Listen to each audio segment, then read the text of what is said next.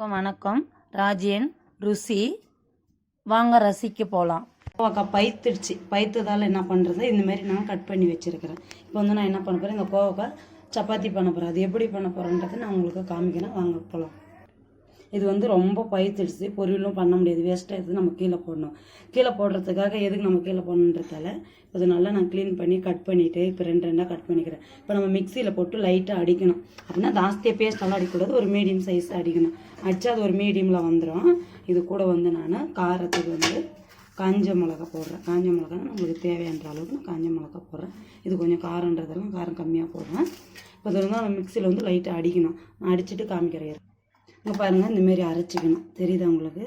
இப்படி வந்து ஏன்னா இது பாவக்காய் பைத்ததால் இப்படி நம்ம மிக்சியில் அடிச்சுட்டா இது வந்து நம்ம சப்பாத்தி செய்யறதுக்கு எப்படின்றத நான் காமிக்கிறேன் உங்களுக்கு.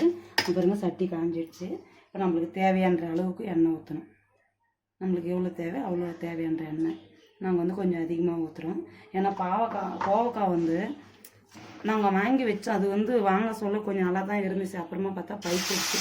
அதாவது வந்து நம்ம வேஸ்ட் பண்ணக்கூடாதுன்றதால உங்களுக்கு இது கூட வந்து வெங்காயம் தக்காளி ஒன்றுமே இல்லை, வெறும் கோவக்காய் காஞ்ச மிளகாய் அதுக்கப்புறம் அடுத்தது நாங்கள் வந்து உப்பு தேவையான அளவுக்கு உப்பு போட்டிருக்கோம். நான் தேவையான அளவு உப்பு போட்டு இதை நல்லா நம்ம வதக்கணும். இது கூட வந்து எதுவுமே போடணும்.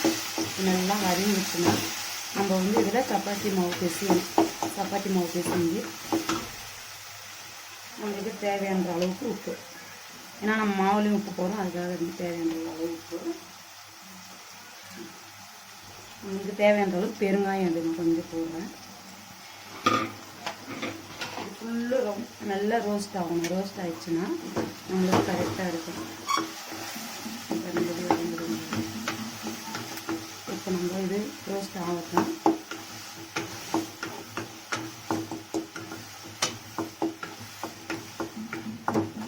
அப்படியே வாசனை பாருங்கள், கமகமான வாசனை எப்படி வருது பாருங்கள்.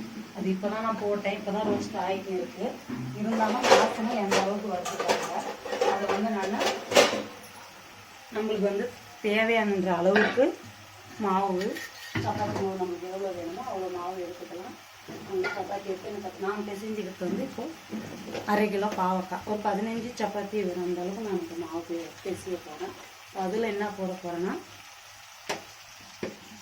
நம்மளுக்கு தேவையான அளவுக்கு பாருங்க, கோதுமை மாவு தான், இதில் எதுவும் இல்லை, வெறும் கோதுமை மாவு. இப்போ நான் எடுக்கிற மாவு வந்து 15 சப்பாத்திக்கு. அது கூட என்ன போட போகிறேன்னா பெருங்காயம், சால்ட்டு, நம்மளுக்கு தேவையான அளவுக்கு சால்ட் அதுலேயும் போட்டுக்கிறோம் நம்ம. அதெல்லாம் நம்மளுக்கு தேவையான அளவுக்கு சால்ட்டு. நான் இதுக்கு வந்து ஓமம் போட போகிறேன். எங்களுக்கு ஓமம் ரொம்ப பிடிக்கும். அதால் வந்து நாங்கள் இதுக்கு தேவையான அளவுக்கு ஓமம் போட போகிறோம். நம்ம டீஸ்பூனில் 1/2 ஸ்பூன் ஓமம் போடுறோம். நாங்கள்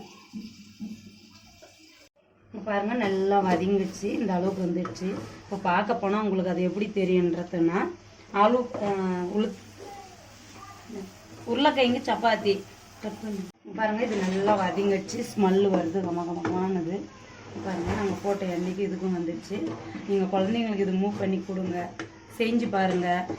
பாவக்காய் குழந்தைங்களுக்கு பாவக்காய் பிடிக்காது, கோவக்காய் பிடிக்காது, தரக்காரி ஐட்டமே குழந்தைங்களுக்கு எதுவும் பிடிக்காது. அதால் வந்து நான் இது வந்து கோவக்கான்றது தெரியாது. இப்போ பார்க்க போனால் தக்காளி குஜ்ஜு மாரி தெரியுது. நான் காரம் வந்து தேவையான அளவு போட்டிருக்கேன். உங்களுக்கு வேணுன்னா நீங்கள் காரம் போடலாம், அப்படின்னா அதே காரம் போதுன்னா விடலாம் நீங்கள். எனக்கு வந்து இந்த காரம் சரியாக இருக்குதுன்றதால நான் அந்த காரத்தோடு விட்டுருக்கேன்.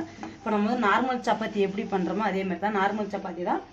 அந்த சப்பாத்திக்குள்ளே வந்து நம்ம உருளைக்கிழங்கு வச்சு உருளைக்கிழங்கு சப்பாத்தின்னு பண்ணோம். நான் வந்து கோவக்காய் உள்ளே வச்சு நான் கோவக்காய் சப்பாத்தி பண்ண போகிறேன். அப்படின்னா இது கொஞ்சம் கெட்டியாகணும், அது உள்ளே வைக்கிறதுக்காகனா இது கொஞ்சம் இதுவாகிறதால நான் 2 ஸ்பூன் கடல மாவு போடுறேன். பாருங்கள், 2 ஸ்பூன் கடல மாவு போட்டால் அது கொஞ்சம் கெட்டியாகும். அதால் 2 ஸ்பூன் கடல மாவு போடுறேன்.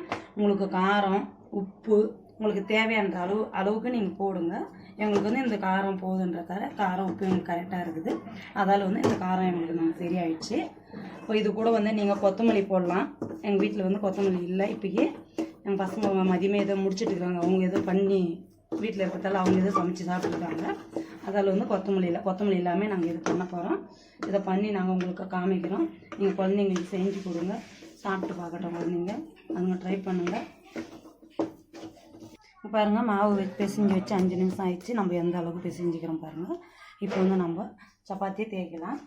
தேய்ச்சிட்டு அது உள்ள நான் எப்படி வைக்க போகிறேன்றதை காமிக்கிறேன். இந்த அளவுக்கு நம்ம தேய்ச்சாச்சு. இப்போ பாருங்கள், இது உள்ள நம்ம வைக்க போகிற இது நம்மளுக்கு எவ்வளோ தேவைப்படுதோ அவ்வளோ வைக்கலாம். நாங்கள் வந்து அதிகமாகவே வச்சுருக்கோம். இது உங்களுக்கு பார்க்குறதுக்கு வந்து சட்னி மாரி தான் தெரியும். உங்களுக்கு சட்னி மாரி தெரியும். நீங்கள் அது உள்ளே வச்சு தேய்ச்சிட்டு ஒரு வாட்டி செஞ்சு பாருங்கள். குழந்தைங்களுக்கு கண்டிப்பாக இதை நீங்கள் கொடுத்து பாருங்கள். அவங்களுக்கு வந்து இந்த காய் தானன்றது அவங்களுக்கு தெரியாது, அந்த அளவுக்கு இருக்கும். நீங்கள் நல்லா சாப்பிட்லாம், குழந்தைங்களாம் நல்லா சாப்பிட்லாம், அதுங்களுக்கும் நல்லா இருக்கும், நம்மளுக்கும் நல்லா சாப்பிடுதுங்க குழந்தைங்கன்றதே இருக்கலாம்.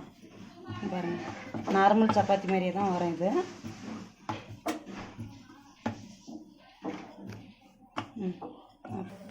இங்கே பாருங்கள், நல்லா